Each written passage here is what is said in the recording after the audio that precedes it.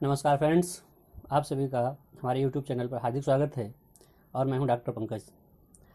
मित्रों, आप लोगों ने महसूस किया होगा, अनुभव किया होगा, कभी कभी हम नर्सरी से बहुत अच्छा सा पौधा लेके आते हैं और वह पौधा जब हम अपने गमले में लगाते हैं तो बहुत अच्छे से नहीं चलता।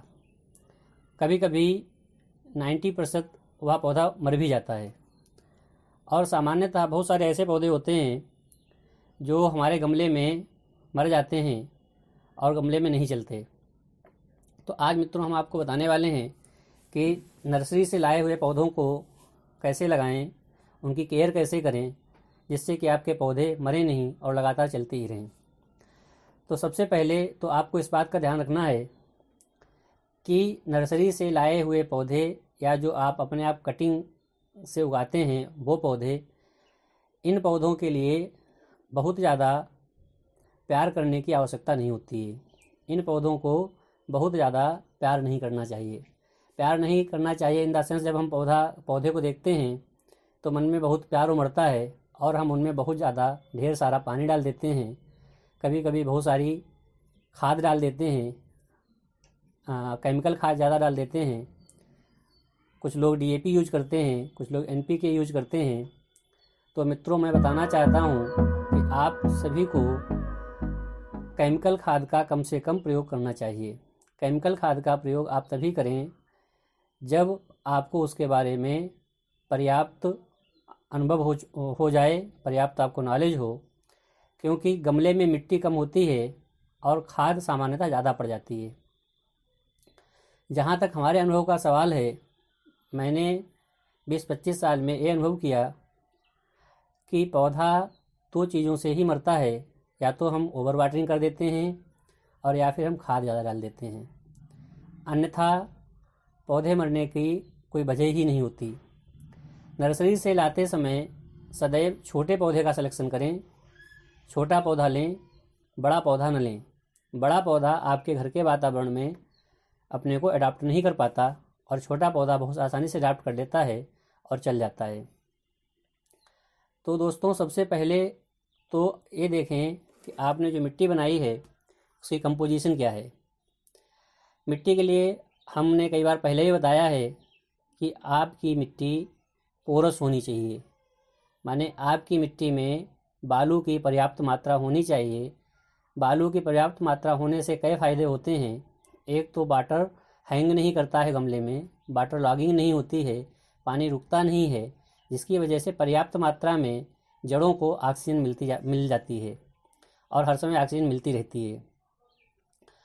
दूसरी बात ये होती है कि पानी नीचे निकल जाता है और वाटर होल्डिंग से, या ऐसी सॉइल अगर आपकी मिट्टी में है, आपके गमले में ऐसी सॉइल है जिसकी वाटर होल्डिंग कैपेसिटी ज़्यादा है, तब फिर आपके पौधे को ऑक्सीजन पर्याप्त मात्रा में नहीं मिलेगी, माने श्वसन की क्रिया पौधे की बाधित हो जाएगी और वह पौधा मर जाएगा। दूसरी बात ये होती है कि अगर वाटर होल्डिंग कैपेसिटी मिट्टी की ज़्यादा है तो वहाँ पे फंगस डेवलप होने के बहुत ज़्यादा चांस होते हैं। पौधा 90% मर जाता है फंगल इन्फेक्शन से। बहुत सारे फंगस होते हैं जो सॉइल बोर्न होते हैं, माने जो आपकी मिट्टी होती है उसमें पहले से डेवलप होते हैं। बहुत सारे एयरबोर्न होते हैं, उनके स्पोर्स हवा के माध्यम से आ जाते हैं, तो भी पौधे में फंगस लग जाता है और पौधा ख़त्म हो जाता है। तो अगले किसी वीडियो में हम फंगस के बारे में बताएंगे आपको कि फंगस की हम कैसे पहचान करें कि इसमें फंगस लगा भी है या नहीं लगा हुआ है। कई बार पत्ती बता देती है कि इसमें फंगस लगा हुआ है, कई बार जड़ से आप पहचान कर सकते हैं कि इसमें फंगस लगा हुआ है। वो तो खैर आगे की बात है। सबसे पहले आपको ध्यान देना है कि आपकी जो सॉइल है गमले की, उसका कंपोजिशन बहुत बढ़िया होना चाहिए।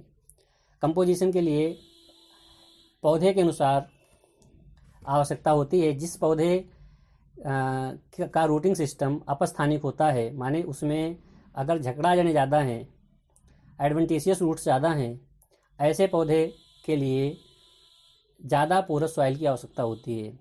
माने उसमें आपको गमले में ऐसा बनाना है कि उस गमले में बालू की मात्रा ज़्यादा हो। दूसरी बात, जब आप घूरा मिलाते हैं, कंपोस्ट मिलाते हैं, तो कंपोस्ट को बहुत कूट के मिलाएं, माने उसमें छोटे छोटे गुट्टे नहीं होने चाहिए, क्योंकि वो जो छोटे छोटे गुट्टे होते हैं वो वाटर को एब्जॉर्ब कर लेते हैं, तो उससे भी फंगस डेवलप हो जाती है। तो आपको कंपोस्ट ऐसी बनानी चाहिए जो किसी भी चलनी से छन जाए, माने छनी हुई कंपोस्ट को ही मिट्टी में मिलाएं। मिट्टी का कंपोजिशन 1:2:1 के अनुसार होना चाहिए, या पौधे के हिसाब से इसको कम या ज़्यादा भी कर सकते हैं। अगर आपने गमले में ऐसा पौधा लगाया है जिसमें टैप रूट सिस्टम है, हालांकि सभी पौधों में दोनों सिस्टम्स होते हैं, टैप रूट सिस्टम भी होता है और एडवेंटिशियस सिस्टम भी होता है, लेकिन कुछ जैसे मोनोकाट्स के प्लांट्स होते हैं उनमें एडवेंटिशियस रूट सिस्टम ज़्यादा बढ़िया होता है, तो उनके लिए फिर पोरस मिट्टी चाहिए होती है। और टैप रूट सिस्टम वाले के लिए अगर मिट्टी थोड़ी सी क्ले टाइप की भी है, थोड़ी सी दोमट भी है, या थोड़ी चिक्का भी है, तब भी चल जाती है। लेकिन वाटर होल्डिंग कैपेसिटी वाली ज़्यादा मिट्टी आपको किसी भी कंडीशन में गमले में नहीं रखनी है। सदैव मिट्टी पोरस होनी चाहिए, इस पे हम बार बार जोर देते हैं।